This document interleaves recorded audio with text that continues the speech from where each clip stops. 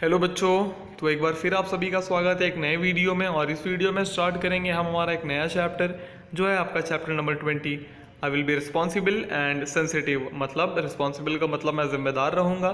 Sensitive का मतलब क्या होता है मैं आपको इस कहानी से समझाना चाहूँगा। ठीक है, तो शुरू करते हैं कि ये कहानी क्या थी। ये कहानी है दीपिका के बर्थडे की। दीपिका का बर्थडे आता है, वो अपने सारे दोस्तों को अपने घर बुलाती है और जब उसके सारे दोस्त घर आते हैं तो वो जो है गाना चलाते हैं लाउड वॉल्यूम में और जो है मतलब मज़े से डांस करने लगते हैं। लेकिन उसी के साथ जो उनके पड़ोसी में एक अंकल रहते हैं, एक बुजुर्ग अंकल रहते हैं, ठीक है, एक एल्डरली पर्सन रहते हैं। तो उनको जो है हाई ब्लड प्रेशर था, ठीक है, उनको प्रॉब्लम थी हाई ब्लड प्रेशर की। तो वो जो है लाउड म्यूज़िक टॉलरेट नहीं कर पा रहे थे। तो उन्होंने दीपिका को बोला कि दीपिका क्या आप थोड़ा आवाज़ कम कर सकती हो। दीपिका को रियलाइज़ हुआ कि हाँ मैंने आवाज़ ज़्यादा ही कुछ तेज़ किया है। तो इस वजह से दीपिका ने क्या किया, वो जो वॉल्यूम है उसको थोड़ा कम कर दिया। समझ में आ रहा है क्या किया, वॉल्यूम थोड़ा कम कर दिया। और उसको जो है मतलब ये समझ में आया कि हाँ यार मेरी वजह से कोई परेशान था, है ना। इस तरह इस वजह से जो है हमको कभी भी ऐसी कोई चीज़ें होती है या हमको हमेशा से जो है सावधान होकर जो भी काम हम करते हैं उनको करना चाहिए। और हमेशा एक बात का ध्यान रखना चाहिए कि हमारे काम से किसी को कोई परेशानी तो नहीं हो रही है। चाहे वो सेलिब्रेशन हो, चाहे वो आपका कुछ काम हो, जो भी हो, हमेशा हमको एक चीज़ जो है कंफर्म करनी चाहिए। वो क्या है, वो ये है कि हमको क्या करना है, हमको किसी दूसरे इंसान को परेशानी नहीं पहुंचानी है। ठीक है, तो ये हमेशा क्या रखना है, हमको ध्यान में रखना है। जैसा दीपिका ने जो है जिस तरीके से बात मानी, हमको भी उसी तरीके से क्या करना चाहिए, बात करना चाहिए। अब यहाँ पे एक और कहानी है। राहुल की जो ग्रैंड मदर है वो जो है वेट करती थी राहुल के स्कूल आने का। मतलब जब भी राहुल स्कूल से आता था तो उसका इंतज़ार करती थी कि कब जो है राहुल स्कूल से आएगा। और जब वो आता था तो वो जो है उनकी जो दादी माँ है, मतलब जो ग्रैंड मदर है, वो उनको कुछ खाने को देती थी। तो उन्होंने जो है मतलब पूछा कि क्या हुआ स्कूल में उस दिन। मतलब जब भी राहुल जो है आता था तो उनको जो है उनकी मम्मी क्या करती थी, पूछती थी कि बेटा आज क्या क्या हुआ स्कूल में। और राहुल के लिए वो जो है मतलब अपना वो इतना परेशान रहता था कि जैसे ही उसका खाना ख़त्म होता वो वैसे ही क्या करता, कार्टून देखने लगता। ग्रैंड मदर को काफ़ी बुरा लगता कि राहुल जो है मतलब अच्छे से बात भी नहीं कर रहा था उनसे।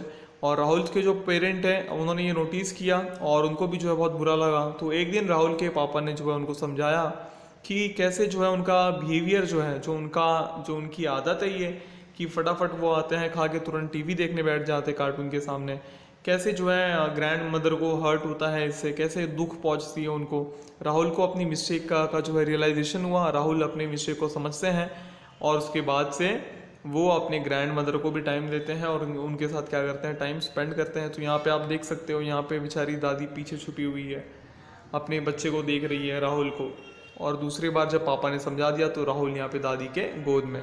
ओके, तो हमेशा से हमको जो है हमारे पेरेंट्स को या ग्रैंड पेरेंट्स को इग्नोर नहीं करना चाहिए, हमको उनके साथ समय बिताना चाहिए। कार्टून तो हमेशा देखते रहेंगे हम, ठीक है। तो यहाँ पे जो है हम अभी यहाँ पे आपसे एक सवाल है, तो आपको जो इन सवालों के जवाब देने हैं। अपने बुक में आपको जो ये टेबल बना लेना है अच्छे से। अगर कोई आपके घर में जो है, आपके घर में या आपके पड़ोस में कोई अगर बीमार पड़ जाता है तो आपको क्या करना चाहिए, व्हाट शुड यू डू।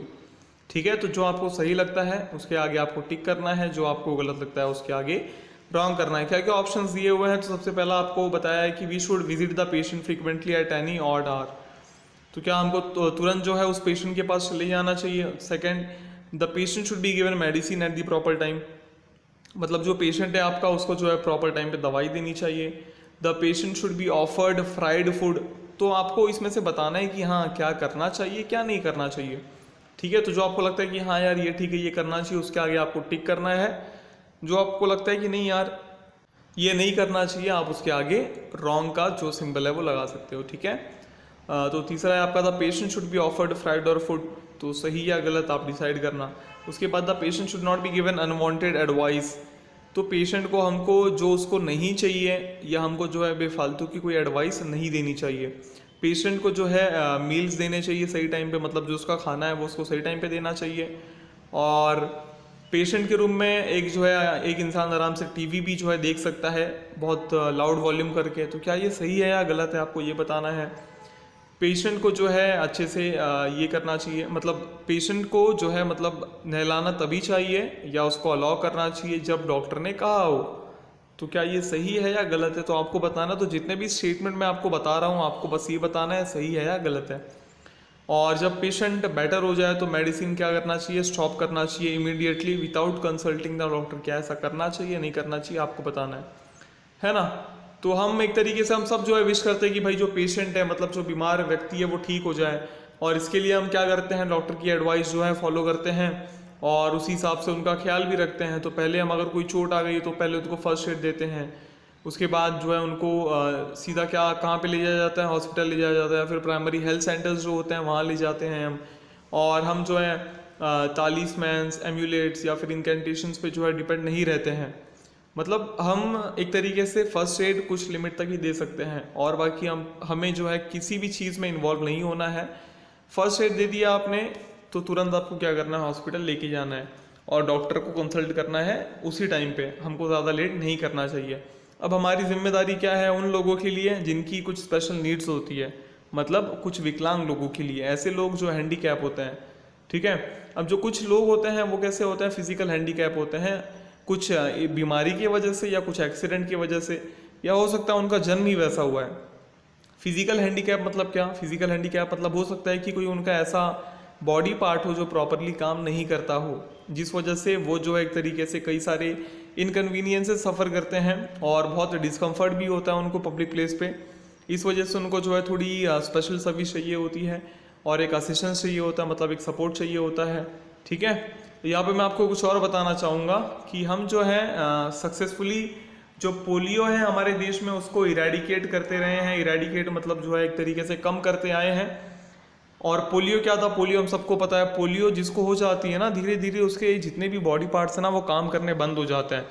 तो जैसे अभी एक नॉर्मल इंसान की अगर हम बात करें, अगर हम आप लोग की बात करें, आप लोग चल सकते हो, कूद सकते हो, खेल सकते हो, लेकिन जिस इंसान को पोलियो हो गया है तो ना वो चल सकता है अपने आप पे, ना वो खेल सकता है, ना वो कोई और काम कर सकता है। इस वजह से हमको हमेशा ध्यान देना चाहिए कि किसी भी व्यक्ति को, किसी भी बच्चे को या किसी भी इंसान को पोलियो ना हो, ठीक है। तो जो वर्ल्ड हेल्थ ऑर्गेनाइजेशन है, वर्ल्ड हेल्थ ऑर्गेनाइजेशन ने हमको जो है प्रेज किया है इंडिया को इस अचीवमेंट के लिए, क्योंकि पहले जो है हमारे देश में बहुत सारे बच्चों को जो है पोलियो की शिकायत होती थी, बहुत सारे बच्चे बीमार पड़ते थे पोलियो की वजह से।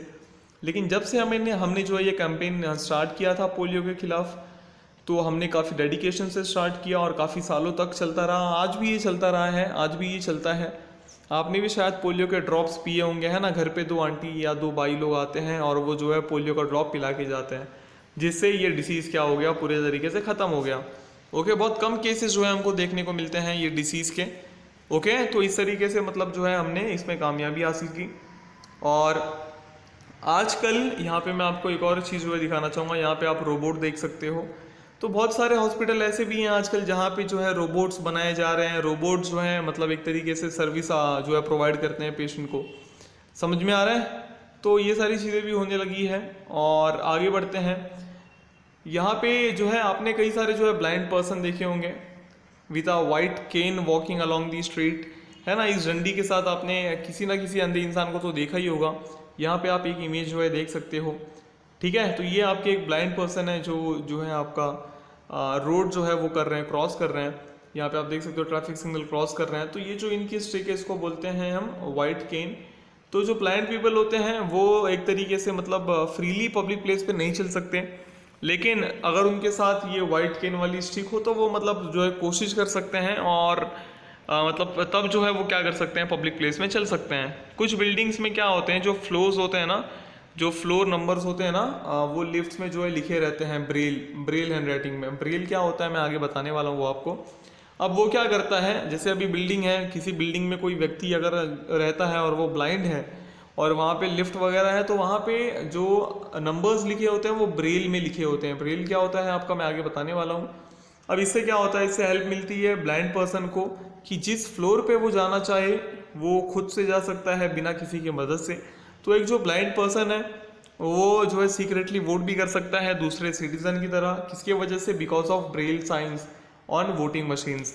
ब्रेल साइंस क्या होता है इसके बारे में बताऊंगा मैं। तो जैसे हम अलग अलग अक्षर को, लेटर को पहचान जाते हैं, जैसे हमारा ABCD होता है, तो हम तो देख सकते हैं, खैर तो पहचानना उतना हार्ड काम नहीं है हमारे लिए, बट जो नहीं देख सकते हैं उनके लिए कुछ पहचानना थोड़ा मुश्किल हो जाता है। लेकिन ब्रेल साइंस की वजह से ये सारी चीज़ें आसान हो जाती है। स्कूल्स, यूनिवर्सिटीज़ या कुछ और दूसरे जो बिल्डिंग्स होते हैं वहाँ पे भी जो है कंक्रीट स्लोप जो है होते हैं स्टेयर के बाद। इस स्लोप को हम क्या बोलते हैं? रैम्प बोलते हैं। समझ में आ रहा है? क्या बोलते हैं? रैम्प बोलते हैं। और ये रैम्प क्यों होता है? अब ये रैम्प जो है ना, जैसे अभी यहाँ पे आप देख सकते हो स्टेयर के बाजू में क्या होता है? रैम्प होता है। अब ये रैम्प से क्या होता है? ये रैम्प से जैसे कोई व्हील चेयर वाला पर्सन है, मतलब कोई चल नहीं पाता, उसको जो है व्हील चेयर की ज़रूरत पड़ती है, तो वो क्या कर सकता है? बिल्डिंग में एंटर कर सकता है। कुछ बिल्डिंग्स में जो है स्पेशल टॉयलेट भी होते हैं for people in wheel chairs. तो कुछ ऐसे लोग जो होते हैं जो व्हील चेयर्स पे होते हैं, उनके लिए क्या होता है? स्पेशल टॉयलेट भी होता है कुछ बिल्डिंग्स में। तो ये फैसिलिटीज़ जो है मतलब काफ़ी प्रोवाइड की जाती है स्पेशल नीड्स वाले लोगों को, जो विकलांग रहते हैं या हैंडीकैप रहते हैं।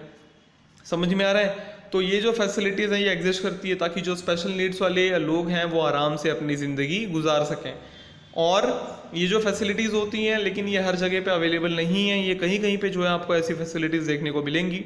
और हमको जो है जितने भी लोग, अगर आप किसी आस पड़ोस में अपने किसी जो है ऐसे इंसान से मिल रहे हो जिसको स्पेशल नीड की ज़रूरत है, तो हमको क्या करना चाहिए? उनको हेल्प करना चाहिए, उनको सपोर्ट करना चाहिए, ना कि उनका मजाक वगैरह उड़ाना चाहिए। ठीक है? और इस तरीके से हम क्या कर सकते हैं? लोगों को हेल्प कर सकते हैं, लोगों को सपोर्ट कर सकते हैं जो भले देख पाए या ना देख पाए। ब्लाइंड पीपल पढ़ भी सकते हैं, लिख भी सकते हैं। ठीक है? कैसे? Bye their sense of touch. तो टच से वो क्या कर सकते हैं? पढ़ भी सकते हैं और लिख भी सकते हैं। तो जो लिखने वाला सिस्टम है उसको हम बोलते हैं ब्रेल, तो जो हमने ऊपर देखा था।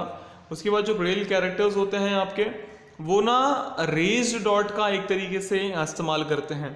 समझ में आ रहा है? तो पेपर, जैसे हमारा पेपर है तो हम जैसे लिखते हैं ना नॉर्मल, वैसा नहीं होता। इसमें जो डॉट्स है ना वो थोड़े रेज किए जाते हैं। मतलब अगर आप जो इस पेपर पे हाथ लगाओगे ना तो आपको समझ में आएगा, अरे हाँ यार यहाँ पे ये ऐसा कुछ बनाया हुआ है, इस तरीके से इसको लिखा जाता है। तो जो ब्लाइंड पर्सन है वो डॉट्स को जो रेज डॉट्स होते हैं उनको जो है एक तरीके से क्या होता है? टच करके क्या करता है? उसको फील कर लेता है। समझ में आ रहा है? और जो बुक्स होते हैं, ठीक है, हाउएवर मतलब ऐसे कई सारे बुक्स हैं जो अलग अलग स्क्रिप्ट में लिखे गए हैं जो अब ब्रेल में अवेलेबल नहीं है। ठीक है? तो जो ब्रेल साइन है वो ऐसा नहीं है कि मतलब अब आपको हर किताब में मिल जाएगा, नहीं, कुछ किताबों में मिलेगा। और जो ब्लाइंड पर्सन है वो क्या कर सकता है? कहानियों को सुन सकता है ना। अगर उसको पढ़ने का शौक है तो अगर ब्रेल में अवेलेबल नहीं है तो वो क्या कर सकता है? कहानियों को सुन सकता है। कोई दूसरा अगर जो है उसकी हेल्प करे, मदद करे।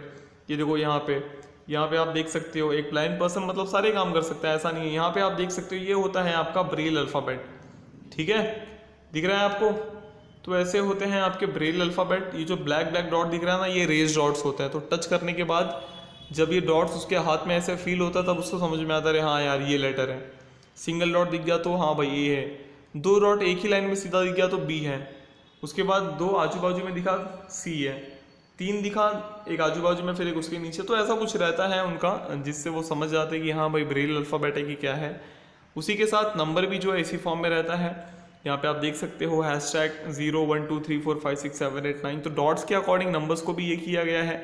इस तरीके से ये होता है आपका ब्रेल स्क्रिप्ट। और इसके मदद से जो ब्लाइंड पर्सन है वो क्या कर सकता है? लिख भी सकता है और पढ़ भी सकता है। यहाँ पे देखो आप कुछ सिंबल जो है देख सकते हो। तो जो बेचारे बोल नहीं पाते हैं वो इन सिंबल्स का यूज़ करते हैं। जैसे अगर उनको ए के बारे में बताना है तो वो ये वाला सिंबल यूज़ कर सकते हैं, बी के लिए ये वाला, सी के लिए ये वाला, है ना, डी के लिए ये वाला। अभी जो है घर पे एक बार ट्राई करना, सारे लेटर्स बना के देखना, E F G H I जे के एल, है ना, ऐसे पूरे आपको जेड तक मिल जाएंगे। तो ये जो बोल नहीं पाता है वो यूज़ करता है। ठीक है? तो इस तरीके से ये होता है। तो उनको भी जो है सिखाया जाता है कि कैसे जो है आपको ये करना है।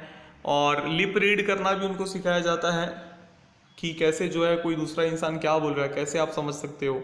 और वो एक तरीके से दूसरे किसी इंसान का स्पीच फॉलो भी कर सकते हैं अगर वो स्लोली क्लियरली थोड़ा बोले।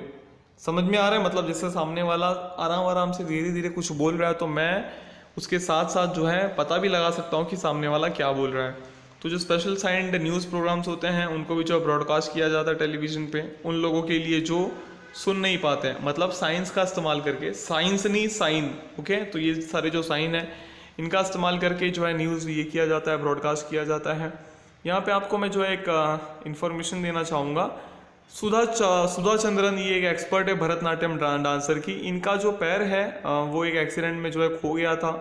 ठीक है? इन्होंने अपने पैर को गंवा दिया था एक एक्सीडेंट में, लेकिन उसके बाद उन्होंने जो है आर्टिफिशियल लेग लगवाए और उसके बाद से वो तब भी मतलब आर्टिफिशियल लेग के साथ भी जो है उसी डिटर्मिनेशन के साथ, उसी जो है परसेवरेंस के साथ, उसी एक जोश के साथ वो डांस करती हैं।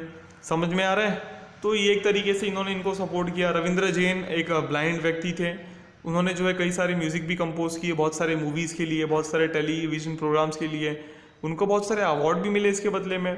उसके बाद शरद गायकवाड़, ये एक डिसेबल्ड पर्सन है in one hand, he has made the country famous world wide in swimming competitions. एक हाथ उनका काम अच्छे से नहीं करता है, लेकिन तो भी उन्होंने पूरे देश में स्विमिंग कॉम्पिटिशन को काफ़ी ज़्यादा फेमस कर दिया। तो हमने क्या क्या पढ़ लिया, एक बार फटाफट रिवाइज कर लेते हैं। हमने ये पढ़ा सबसे पहला पॉइंट कि being sensitive is understanding the difficulties of the people in our family and locality and helping them when needed. Sensitive मतलब क्या होता है? अगर आप सेंसिटिव हो, इसका मतलब ये कि आपको लोगों के परेशानियों को समझना चाहिए, ठीक है, अपने फैमिली के परेशानियों को समझना चाहिए, अपने लोकेलिटी के प्रॉब्लम को समझना चाहिए, और जब भी जो है मतलब हेल्प की ज़रूरत पड़े, जब भी उनको जो है मदद की ज़रूरत पड़े, तो आपको उनको क्या करना चाहिए? मदद करना चाहिए। हमको जो है ओल्ड पीपल को भी ट्रीट करना चाहिए रिस्पेक्ट से, पेशेंट को रिस्पेक्ट से ट्रीट करना चाहिए, और जिनको स्पेशल नीड चाहिए उनको भी क्या करना चाहिए? हमको उसी रिस्पेक्ट से ट्रीट करना चाहिए। अगर हम सेंसिटिव हैं तो जो हमारी कैपेसिटी है वो और ज़्यादा बढ़ जाती है, किस चीज़ की? मदद करने की, हेल्प करने की। ठीक है बच्चों, तो ये था आपका पूरा चैप्टर। आई होप कि आपको पूरा समझ में आ गया होगा। इसी के साथ मिलेंगे अगले वीडियो में एक नए चैप्टर के साथ। Till then stay home, stay safe. Thank you.